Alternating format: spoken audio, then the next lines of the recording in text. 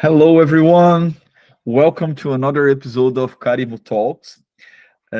I'm here to talk with Mauro.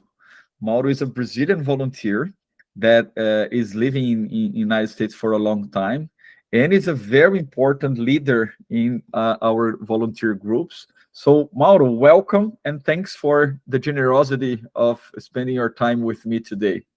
Thank you, Edu. Absolutely a pleasure to be here to talk to you today. Very good. So I will start the same way that I always start. So, Mauro, tell us a little bit about you, your background, where are you from, where do you live? I told everybody that you live in the United States, but tell me a little bit about your background, what you do for a living. Yes, sure. So I've been living in the US, in California, for a little more than 10 years. I spent some time in Europe before that, but I am originally from Brazil, as you said. In Brazil, I'm from São Carlos, which is a town in the state of São Paulo in the countryside. I grew up spending my time between there and another place in backcountry São Paulo called São José dos Campos. Both happen to be technology centers in Brazil. So I grew up around technologies, around computers, and that was a fantastic opportunity that I was lucky to have. And I think at some point in my life, once I started to really understand how important it was in my trajectory to be as lucky as I was, I made it into my mission and my job to try to remove luck out of the equation and try to equalize opportunities as much as I can. And where do you work now? What do you do for a living? What are you doing? Yeah, I spent 15 years with Google. Those were wonderful 15 years that ended in January. And more recently, I'm spending more time with technology entrepreneurs and helping take new ventures off the ground and put them on a positive track. Okay, so you are in the transition phase, a lot of time in Google, a lot of experience in building technology. Now you are changing life and looking for other adventures, right? Yeah, the ways are changing, but I think the core objective for me it's the same. It's how to make technology more accessible for more people in more places and help more of us benefit from unleashing that power in a way that's good. It's good for people, for communities, and for humanity.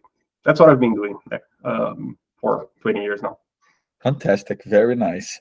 Let's change gears to Karimu. So, how you met Karimu? What happened in your life that brought you closer to Karimu Foundation? Yeah, it's an interesting story. I was reconnecting with a friend who I had worked with in the past, and I asked him how was life, what he was doing, and he mentioned he was having a lot of fun working with Karimu, and I was interested. I asked him to tell me more about it, and then he introduced me to Nelson. We talked a little bit.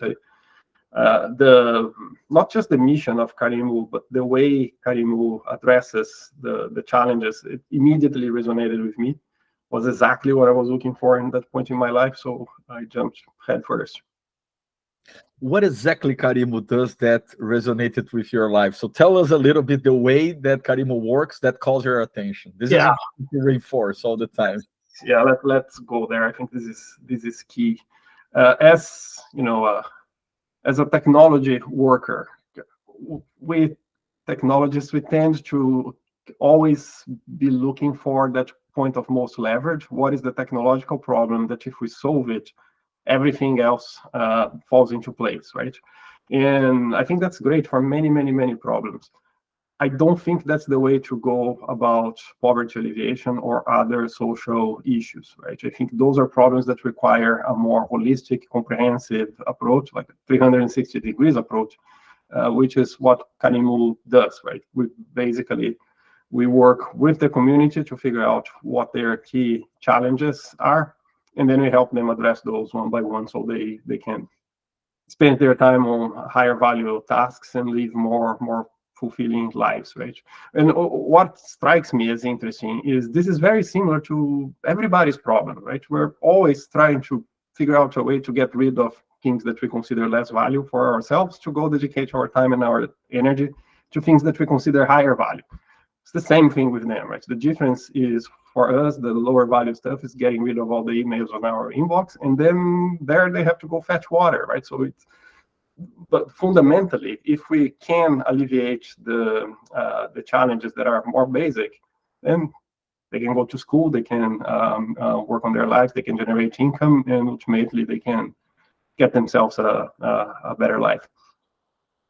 And that's what I believe is how we help them look at everything, and instead of looking for the silver bullet, we just work throughout the whole set of issues. Very good. Very interesting. And did you have the opportunity to visit Tanzania in one of our missions? Not yet, and I'm very much looking forward to. In fact, my daughter is very much in that symphony right now. We're planning to be there in 2025. Okay, how old is she? She's 11. She'll be 12 then. Okay, so probably we'll be there together. So I'll be there in 25 with my whole family. So for those that are watching us, Karimu has many trips or missions that we do in Tanzania. And we also have a family trip, right? Where we bring the kids from the volunteers that are open to go there, visit there, understand, and work with us there in some activities. The people that went said that was amazing. So it was an amazing experience. And yeah, let's see if we go together, Mauro, next year, 2025. Yeah, fun story about that to do while we are on the topic. The other day, I was having a phone conversation with Nelson and Holly. We were working together on something, a report. And in order to continue the conversation and go on with my life here, I ended up taking part of that call as I was picking my daughter from school. So she listened in the call. And since then, she's in love with Karimu, and she wants to know how she can help. And so she said it was super interesting, super inspiring. So that made me very happy as well, that it created that awareness and that inclination towards service in her too. I think it would Absolutely. yeah. I think that's a great legacy and a great message that you should give her the opportunity to really see with her own eyes what we are doing there and be part of this, right? So it's super important. Yep. Very good. So what do you do as a volunteer for Karimu, Mauro? What do you do? You've never been to Tanzania yet, but it's coming probably next year. But what activities you do to help the entity? Yeah, I'm on my second project with Karimu now. The first one was to help understand how we can tailor our approach to include even the most underprivileged within the community. So the project that was dubbed the poorest of the poor. That was the first one. We closed that phase with that project, and since then I've been working with what we call the income projects. And those income projects are ways that we seek to create economic opportunities that are suitable for those communities who are typically farmers or herders or business owners, and how we help select, facilitate, and enable projects that will be good for them within their reality of skills and resources. So I work with the Karimu team on the ground, and I help them format programs such as chicken raising or green beans farming or vanilla farming or biochar production. How to look at that as a business as opposed to subsistence agriculture, and figure out ways to be productive, efficient, and find an appropriate go-to-market strategy. So that is it. So you are a mix of a consultant plus a mentor, an advisor for our team that are building the income project. that also, there are days that I'm the business analyst, there are days that I support accounting. I mean, it's what they need when they need. And with the skills that I can lend, I've been editor as well. It's just a joy to see the team become more and more independent and more capable, and that happens like week to week. They're extremely resourceful, and it's really fun to see. Very good, very good.